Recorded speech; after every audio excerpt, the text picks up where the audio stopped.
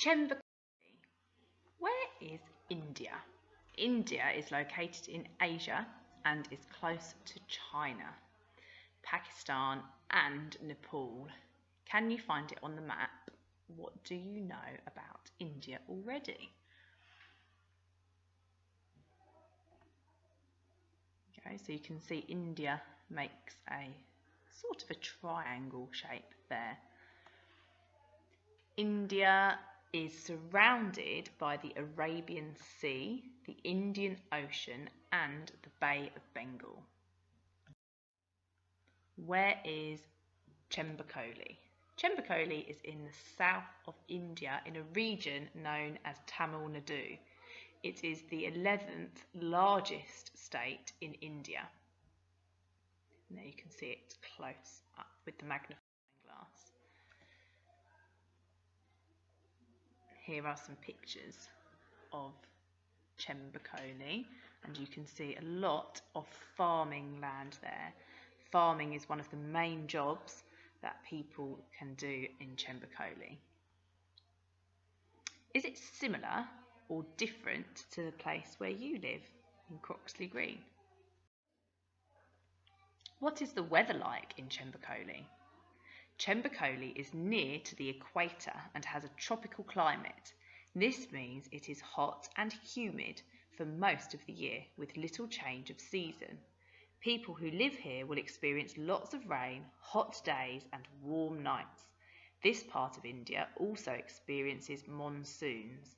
Because most rain falls on nearby mountains, this can lead to drought in villages like Chembakolli. And here we have got some definitions of some of those words. So monsoon is a seasonal wind bringing lots of rain. Drought is a time of dry weather leading to a shortage of water. Humid means there's lots of water vapour in the air. Tropical climates are found between the tropics of Cancer and Capricorn, and the temperature is consistently warm throughout the year. And seasons is a word that we definitely already know. There are four seasons in our country where we live, but in India, in Chembakolli, there are only two seasons, the wet season and the dry season. How can you get to Chembakolli? So Chembakolli is a very long way away from where we are. What sort of transport might you need to get there? I think it would probably take you a total of maybe even over 25 hours to travel to Chembakolli. So you'd first need to take an aeroplane and then do a lot of journey from your aeroplane airport, and possibly the last part of your journey, because it's a very rural place, it's not near to many big cities, you may have to take a bike, a small car, or you could even travel on elephant. What is it like to live in Chembakolli? Here we have a father and his daughter, and this is where they live. It's one of many small villages dotted through the Nilgiri Hills, so within the forest, and the people who live there are known as the Adivasi, and they are the tribal group that live in the forest. And there's not that many of these tribal groups that are still existing today, but these are one of the groups that are still there. And you can see his building, the house is behind him, and they've used lots of resources from in the forest to build their house, which means that if anything needs repairing, they can easily access the materials that they need. Are any of the materials the same as your home, I wonder? I don't think anybody who lives in Croxley Green has a wall in their house that is made out of mud, because I don't think it would last us a very long time, do you? So in Chembakolli, their life is a little bit different to ours. The children walk through the forest and then they might get a bus to school, to the nearest town, but you can see that their bus does not look like a bus that we would be getting on in Croxley Green. There is no electricity for television, but the children do enjoy reading books from the mobile library, which is similar to us. They usually will cook on an open fire because they don't have electricity, and they don't have any running water, so you can imagine that that will make things a little bit difficult for them too. It's not going to be as clean and hygienic for them to make themselves food and drink and wash if they don't have running water. What is it like to work in Chembakolli?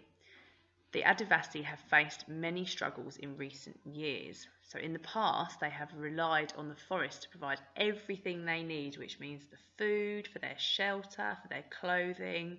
But in the recent years, their land has been taken and they were not allowed to use the forest in the traditional, sustainable way to make their homes or to farm.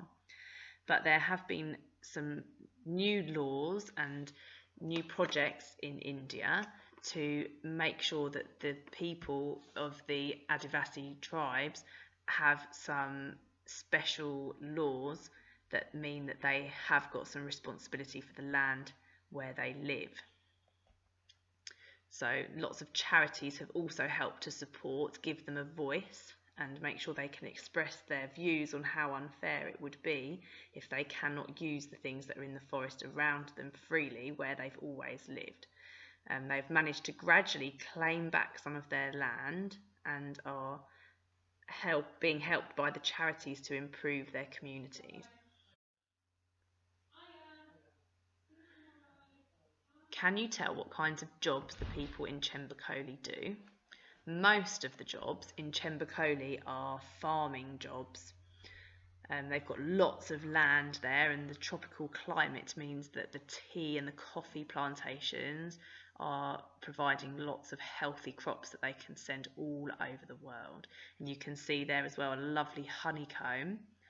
And like I said in one of the other videos earlier, because there has been lots of forests being chopped down to make space for more people to live, but also for the tea and the coffee plantations, it means that there are less bees around, and the bees are needed to pollinate the plants, which means that there are less plants growing and flowering in the forest compared to what there would have been before.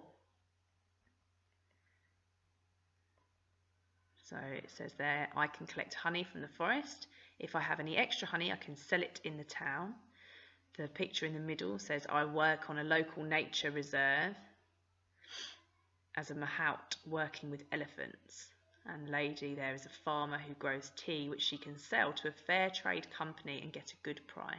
So a fair trade company means that they make sure that the farmers and the workers are getting a good fair price for the tea and the coffee that they sell, making sure that the money doesn't all go to the big people who own the company, not sending the money back to the farmers.